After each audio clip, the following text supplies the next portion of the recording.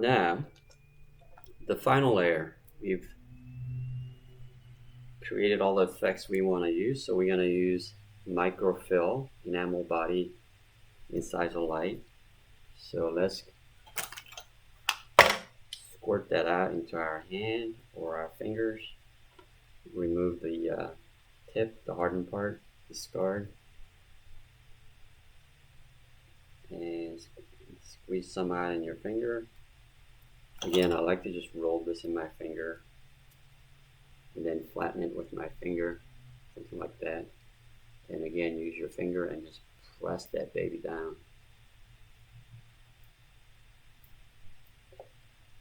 And using my handy dandy composite instrument,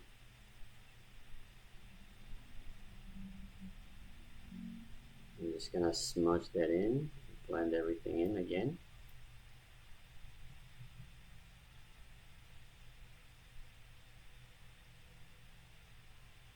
And seal where I finished cutting back.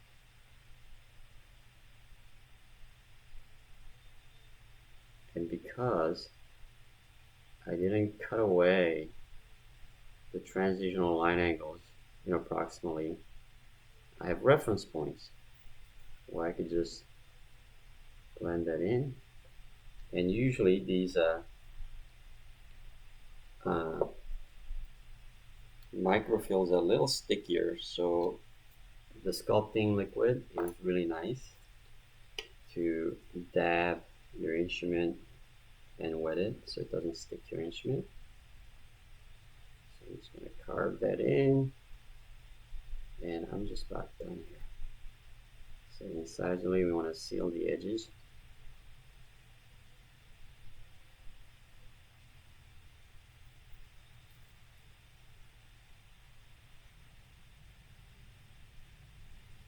And roll that instrument, seal that baby up.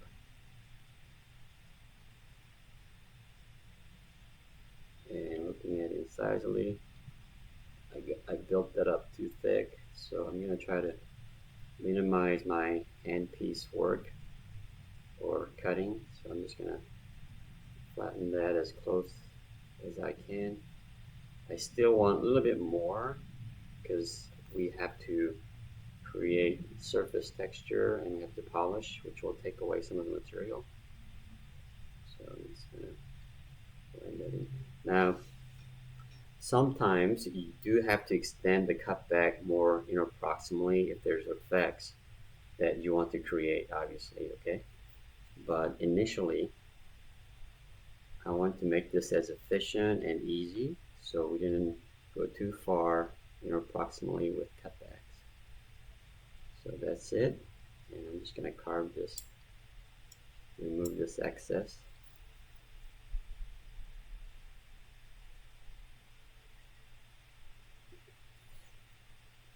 So you can see, I don't know if you can see this, but you can see the incisal layer or microfill layer on top of base layer, right? So that's that. And we're going to cure that. And then final, we're going to polish. It's a little bit of margin that's showing. Not a big deal because it's within the composite. There. That's better. Clean that better. And you could use number 12 blade to clean. That's how I break my instruments. Dropping them on the floor. And if you so desire, you could use brush to smooth. Probably a good idea.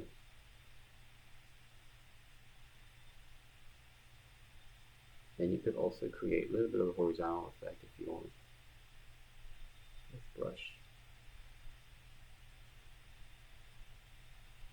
By the way, that's how technicians create striation line, is they have a special brush they just swipe and it creates those fine lines. I used to think they were carving those things out, but when they're building porcelain, they just swipe it out.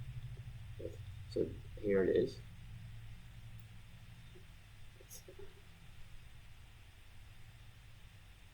give camera to focus a little bit. There it goes. So that is the final layer.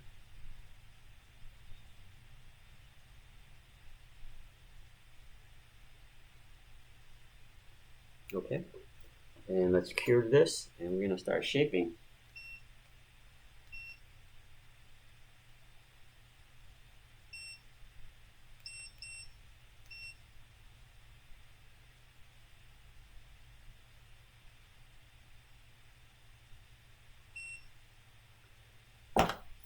That's that. Pick up my instrument, and then we're going to repeat what we've done. Shaping the base layer, Nano Hybrid, Nano Plus, using the same sequence. We're going to use football diamond to clean up the lingual first.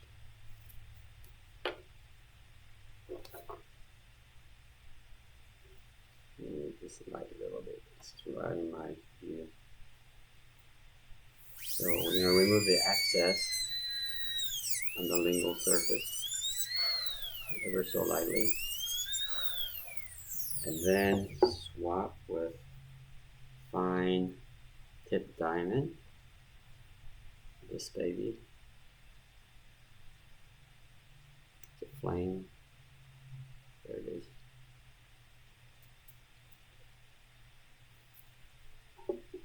So again, we are just reestablishing and polishing, smoothing everything.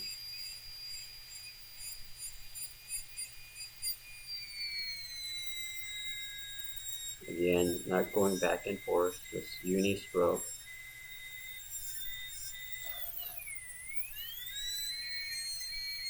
Usually I would tag retraction cord, very fine zero retraction cord. So this process is so much faster because you are you've already done the margins. The reference points still remains, and then I'm just going to flatten the inside a little bit to get the length about right.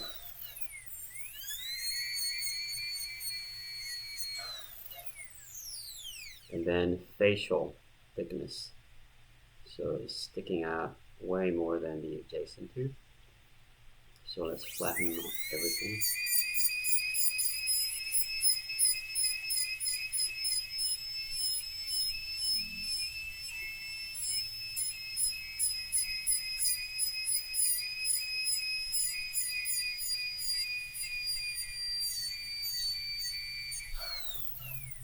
So let's look at it from the incisal. Bit more, almost there. Let's check by marking with our pencil. So here's mine, and here's neighbors.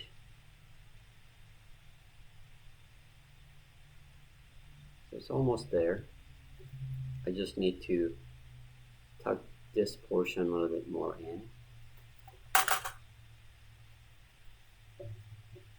So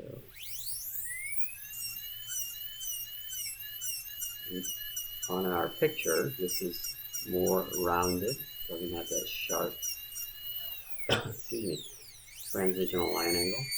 So I'm going to really flatten that. And then we had high point here, so I'm not going to flatten it too much.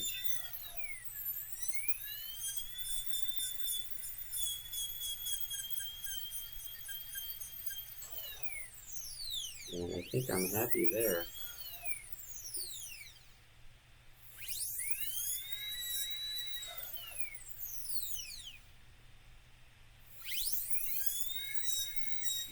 So, fine-tuning the length here, and looking at our picture, we have a little bit more rounded curve towards the distal of that tooth. A little bit more flat here. So I'm just going to curve this area a little bit more.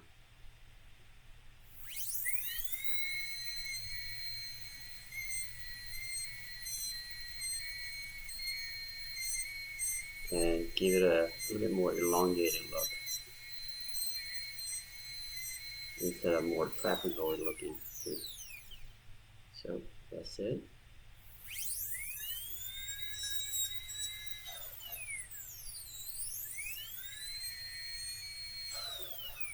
Make sure you guys can see this while I'm working.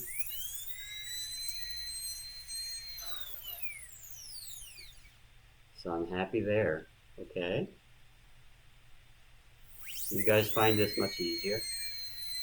Hope it is. At least it was for me.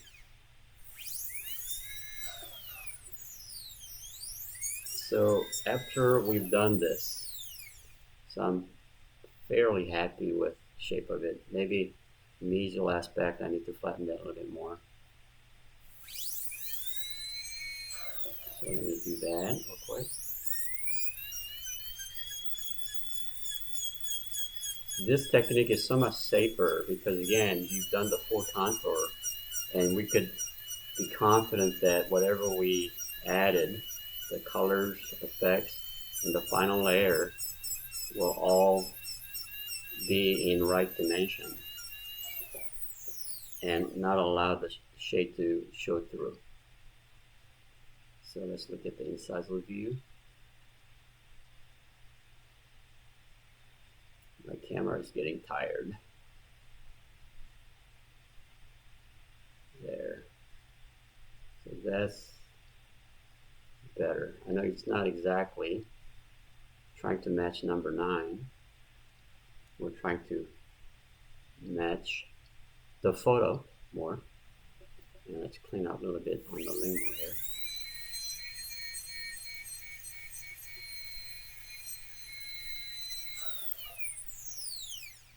So that's that.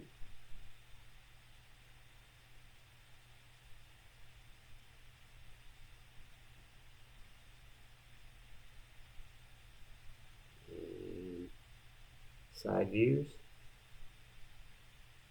Side view. And then we're going to create the incisal effect we see. I think this is really sexy. Those little jagged edges. So let's be creative and see if we can replicate those jagged edges. Okay. So we're going to use the same diamond and create a little more or less mix. So distal is more rounded as I see here. So I'm going to round the distal corner.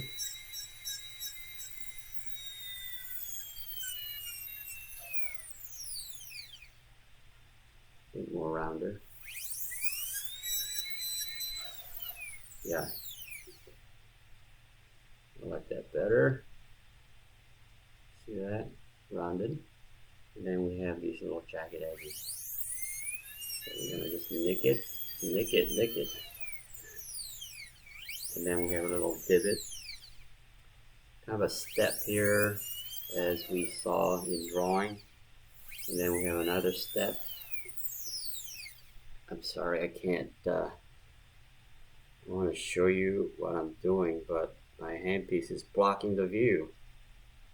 So there's one and there's a step.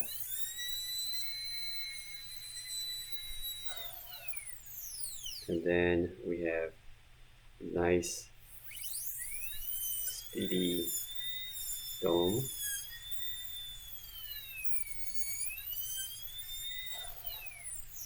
Oh yes, right there. And then the distal 2 part looks a little bit too intense. So I'm just going to flatten that a little bit more.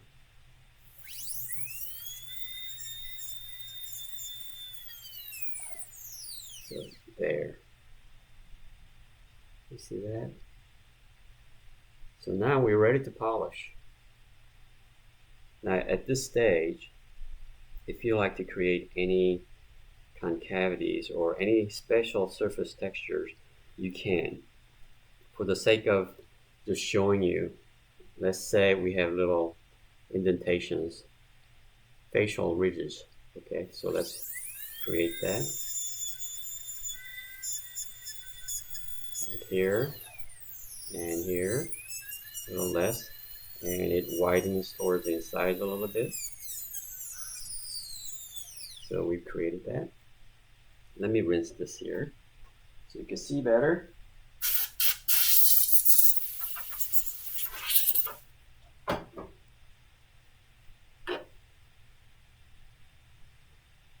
So you see how I created facial ridges. And if you like to create striation line, what I would recommend is you use the football diamond, this here, and you could go horizontally. Again, don't go back and forth. Don't go back and forth. You want to go unidirectionally. You want to use the tip of it, and you're just going to do very ever so light pressure and just create that striation. And that's it. Can you see that? The scratch marks.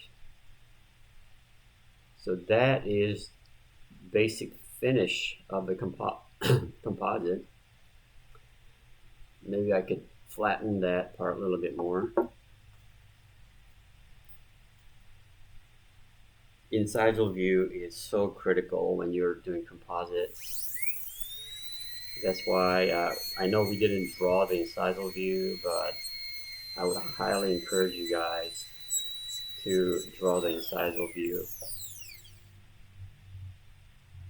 I like that better. Yeah, that's better. So once we are done here, we're gonna polish.